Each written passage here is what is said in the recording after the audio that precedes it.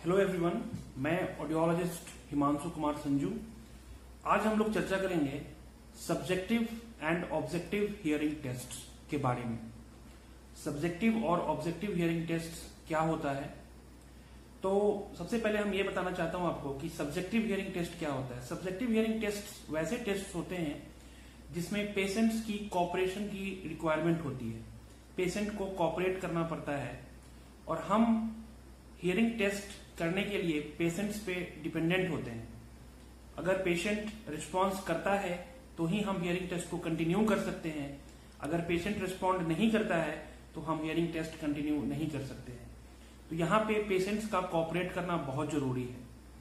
अब बात करते हैं objective hearing test. Objective hearing test वैसे टेस्ट को कहा जाता है जहां पे पेशेंट्स के रिस्पॉन्स की जरूरत नहीं होती है, पेशेंट्स के कोई डायरेक्ट कॉपरेशन की जरूरत नहीं होती है। हम यहाँ पे इंस्ट्रूमेंट की मदद से हियरिंग सेंसिटिविटी का पता लगा सकते हैं। तो अब आपको मैं बताता हूं कि कौन कौन से टेस्ट सब्जेक्टिव हियरिंग टेस्ट होते हैं और कौन कौन से टेस्ट ऑब्जेक्टिव हियरिंग टेस्ट होते हैं। तो सब्जेक्टिव हियरिंग टेस्ट में सबसे पहले मैं बात करना चाहूंगा BOA, जिसे हम बिहेवियरल ऑब्जर्वेशन ऑडियोमेट्री बोलते हैं। ये जन्म से लेके 6 महीना तक के बच्चों के ऊपर कर सकते हैं। दूसरा टेस्ट जो हम करते हैं उसे हम बोलते हैं VRA, जिसे विजुअल रेनफोर्समेंट ऑडियोमेट्री बोलते हैं। ये टेस्ट 6 महीना से 2 साल तक के उम्र के बच्चों के ऊपर किया जा सकता है। ये टेस्ट भी सब्जेक्टिव हियरिंग टेस्ट के अंदर आता है। तीसरा जो सब्जेक्टिव हियरिंग टेस्ट है वो है हमारा प्ले ऑडियोमेट्री।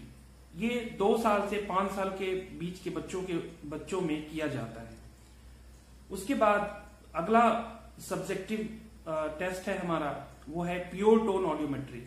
ये 5 साल से ऊपर के बच्चों के ऊपर, बच्चों या बड़ों या जो काफी वरिष्ठ नागरिक है उन लोगों के ऊपर भी किया जाता है। उसके बाद अब हम बात करते हैं ऑब्जेक्टिव हियरिंग टेस्ट की। तो ऑब्जेक्टिव हियरिंग टेस्ट में मैं पहला टेस्ट का नाम लेना चाहूंगा, वो है इम्पिडेंस ऑडियोमेट्री, इसे हम इमिटेंस ऑडियोमेट्री भी बोलते हैं, जिसके अंतर्गत 2 टेस्ट आते हैं, टिम्पैनोमेट्री एंड रिफ्लेक्सोमेट्री। ये दोनों ऑब्जेक्टिव टेस्ट हैं। ऑब्जेक्टिव टेस्ट में अगला टेस्ट है ABR, जिसे आम भाषा में बेरा भी बोला जाता है। ABR का फुल फॉर्म है ऑडिटरी ब्रेन स्टेम रिस्पॉन्स। ये भी एक ऑब्जेक्टिव टेस्ट है। दूसरा टेस्ट जो मैं जोड़ना चाहूंगा ऑब्जेक्टिव टेस्ट के लिस्ट में, वो है ASSR, जिसे हम ऑडिटरी स्टेडी स्टेट रिस्पॉन्स भी बोलते हैं। ये भी हियरिंग थ्रेशोल्ड्स पता करने के लिए किया जाता है। अगला ऑब्जेक्टिव टेस्ट जिसे मैं मेंशन करना चाहूंगा वो है TEOAE, transient evoked auto acoustic emission. ये बेसिकली हियरिंग स्क्रीनिंग के लिए यूज किया जाता है। ये भी एक प्रकार का ऑब्जेक्टिव टेस्ट है। OE में और भी टेस्ट होते हैं, जैसे कि spontaneous auto acoustic emission, distortion product auto acoustic emission. ये सारे टेस्ट ऑब्जेक्टिव टेस्ट है।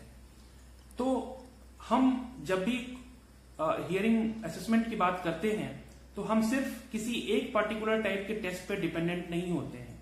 हम ऑब्जेक्टिव टेस्ट भी करते हैं, सब्जेक्टिव टेस्ट भी करते हैं, और फिर दोनों की जो कोरिलेशन होती है वो कोरिलेशन को देखते हुए हम हियरिंग सेंसिटिविटी या टाइप्स ऑफ हियरिंग लॉस या सिवियरिटी ऑफ हियरिंग लॉस को पता करते हैं और हम डायग्नोस करते हैं।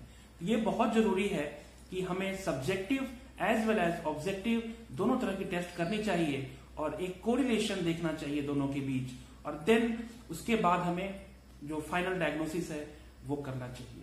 मुझे आशा है कि आपको सब्जेक्टिव और ऑब्जेक्टिव टेस्ट के में अंतर पता लगा होगा, और आपको ये भी पता लगा होगा कि ऑडियोलॉजिकल टेस्ट में कौन कौन से टेस्ट सब्जेक्टिव हैं और कौन कौन से टेस्ट ऑब्जेक्टिव हैं।